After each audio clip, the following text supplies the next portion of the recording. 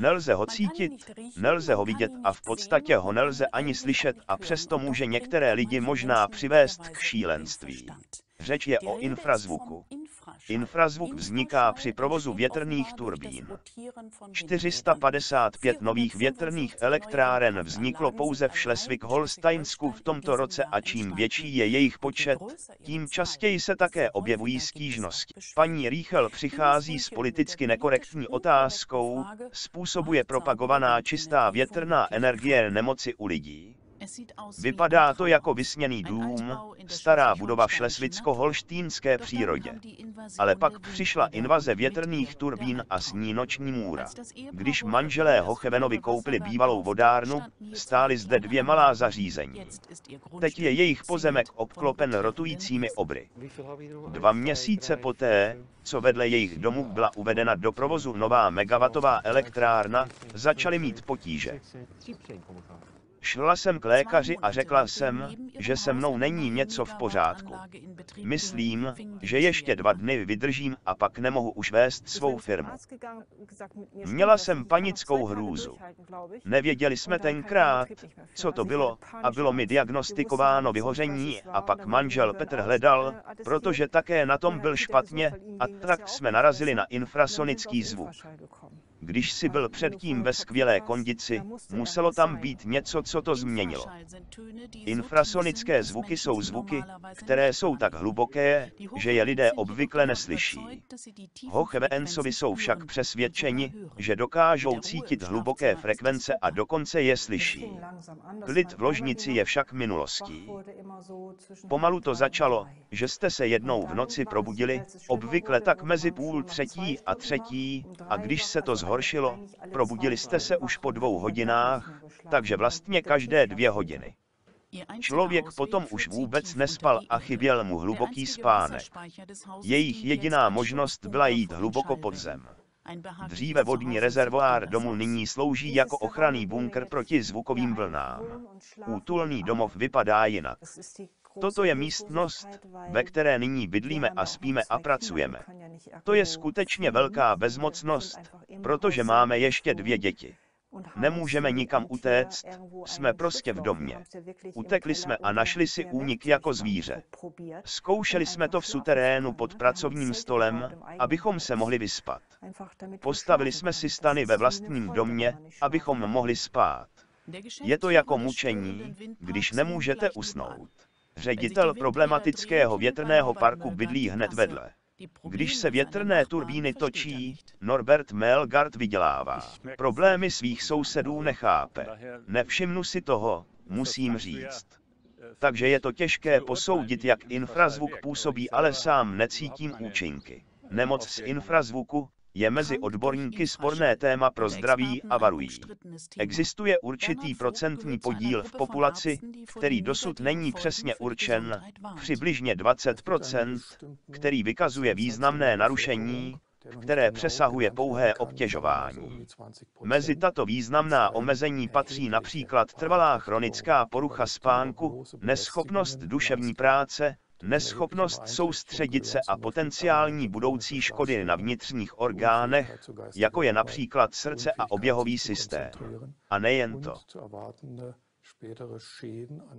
Ve studii zadané Úřadem pro životní prostředí se uvádí, citace, že negativní účinky infrazvuku nelze vyloučit ani při hladinách akustického tlaku pod hladinou slyšitelnosti.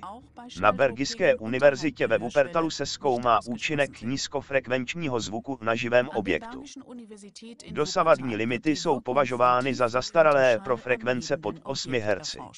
Dosud neexistovaly žádné předpisy. Problémem je hladina akustického tlaku. Vytváří vibrace, i když je neslyšíme. V minulosti jsme už pozorovali, že i když tato směrnice říká, že je vše v pořádku, ve skutečnosti tomu tak není. Někteří lidé to vnímají a že někteří z nich přesto jsou tím velmi ovlivněni. Testovací osoby nevědí, kdy budou vystaveni hluku. Zavření očí je nutnost. Podle mozkových vln pozná profesor Detlef Krahé, zda infrasonický hluk způsobuje stres. Zvlášť zajímavý je dlouhodobý vliv. K tomu je naplánován rozsáhlý výzkumný projekt, poprvé v Německu. Když někoho tam na 5 minut usadím a zeptám se, slyšíš něco, nebo neslyšíš nic, pak je to úplně jiná podmínka, pokud bych tam měl někoho, kdo už možná 1 měsíc tenhle zvuk slyšel. A jde tu vlastně o otázku, stává se člověk stále citlivějším. Takže je člověk více citlivý, nebo si může zvyknout na takový zvuk.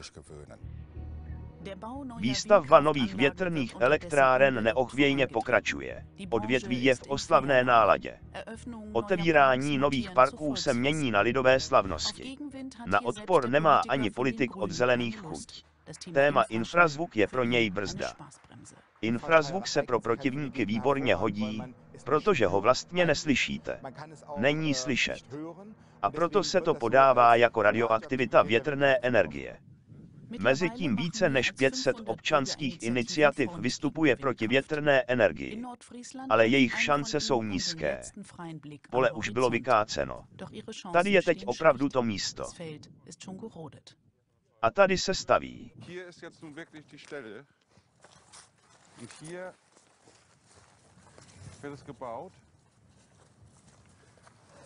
Und Ralf, da ist sein Haus jetzt. Ne?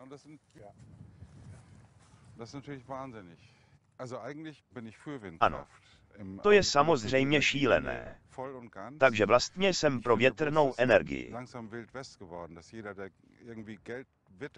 Myslím si jen, že se to pomalu mění na divoký západ, že každý, kdo vycítí příležitost, rychle ještě někde něco vybuduje, dokud to jde.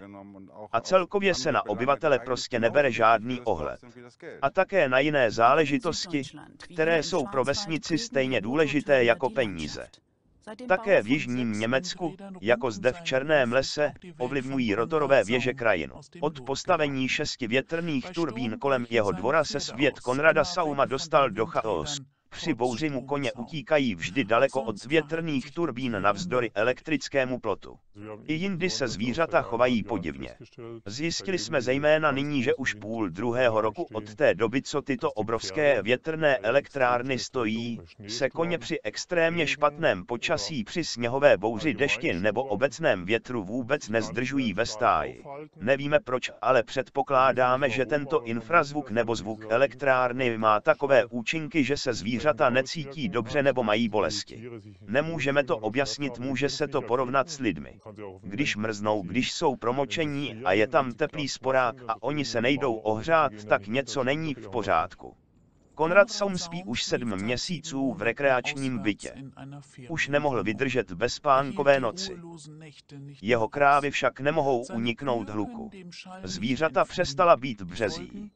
Minulý rok se narodilo pouze 1 telátko, které přežilo. I tento malý býček neroste, je trvale nemocný. Může to být výjimka, jasně, že se někdy může stát takový případ. Ale žiji zde teď 52 let, vyrostl jsem s rodiči a zvířaty zde. Možná jsme každých 10-15 let měli krávu se zápalem plic nebo něco podobného. Ale s takovými extrémními případy, zejména potraty, jsme se potkali velmi zřídka. A to se nám teď stává pravidelně už 7-8 let.